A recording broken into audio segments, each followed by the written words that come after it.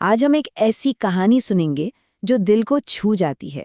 ये कहानी है विश्वास की, भक्ति की, उस एक पल की जब एक नन्हे भक्त की पुकार इतनी सच्ची थी कि भगवान को खुद चल के आना पड़ा। और जानते हैं, ये सिर्फ एक कहने की बात नहीं है। आज की ये कहानी इसी एक लाइन को सच साबित करती है। ये कहानी है एक ऐसे बच्चे की जिसके अटूट भरोसे ने एक चमत्कार को जन्म दे दिया।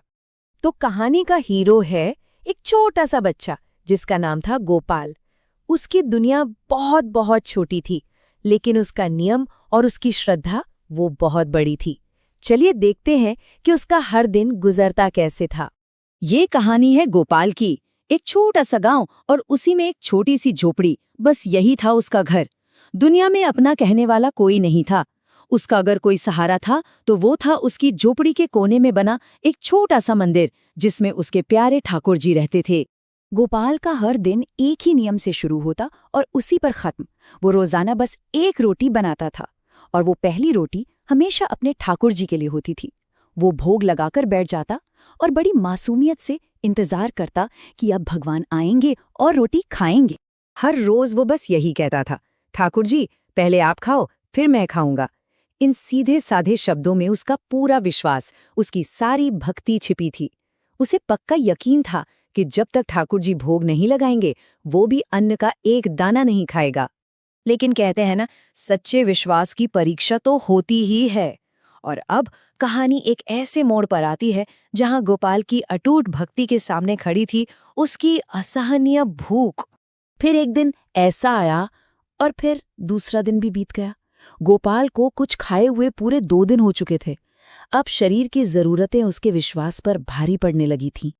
अब यहाँ एक सवाल उठता है ना कि जब भूख बर्दाश्त से बाहर हो जाए तो एक अकेला बच्चा क्या करे? क्या उसका विश्वास डगमगा जाएगा या फिर और भी मजबूत हो जाएगा? उस दिन भूख से बेबस होकर गोपाल ने रोते रोते अपने ठाकुर जी से कहा। ये एक बच्चे की जिद थी, एक तरह का अल्टीमेटम जो उसकी गहरी तकलीफ और उसके उतने ही गहरे विश्वास से निकला था। अपने दिल की सारी बात कहकर वो बेचारा थक कर झोंपड़ी के बाहर ही बैठ गया और भूख से रोते रोते वहीं उसकी आंख लग गई। ये एक तरह से उसका सरेंडर था, जहां उसने अपनी जिद, अपनी भूख, अपना जीवन सब कुछ भगवान के भरोसे छोड़ दिया था। और कहते हैं, जब भक्त सब कुछ भगवान पर छोड़ देता है ना, तो चमत्कार होता है।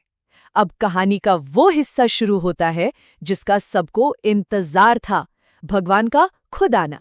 गोपाल तो बाहर सो रहा था और तभी उसकी झोपड़ी के अंदर बने उस छोटे से मंदिर से एक बहुत ही दिव्य हल्की सी रोशनी निकलने लगी।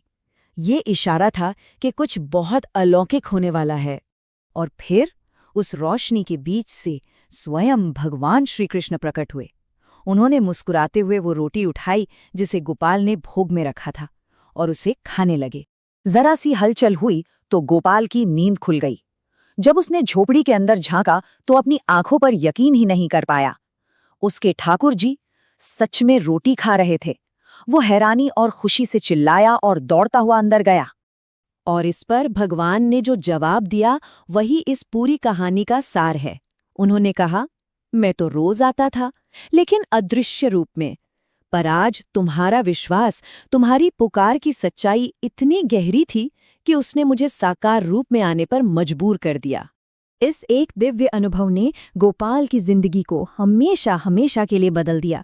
यहाँ से भक्त और भगवान के बीच एक ऐसा रिश्ता बना जो कभी टूटने वाला नहीं था।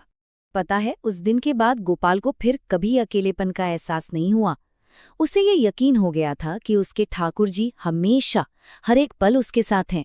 उसका विश्वास जो था अब वो एक जीता जागता अनुभव बन चुका था। तो फिर सच्ची भक्ति आखिर है क्या? शायद ये एक ऐसा भरोसा है जिसे किसी सबूत या प्रूफ की जरूरत नहीं होती। लेकिन जब इस भरोसे की परीक्षा होती है और भक्त उस पर खरा उतरता है तो ये इतनी शक्तिशाली हो जाती है कि भगवान को भी भक्त के लिए आना ही पड़ता है। और आखिर में एक सवाल जो ये कहानी हम सबके लिए छोड़ जाती है कि अगर किसी के विश्वास की कभी ऐसी ही कठिन परीक्षा हो तो क्या वो विश्वास भी गोपाल की तरह अटूट और मजबूत बना रह पाएगा? सोचने वाली बात है।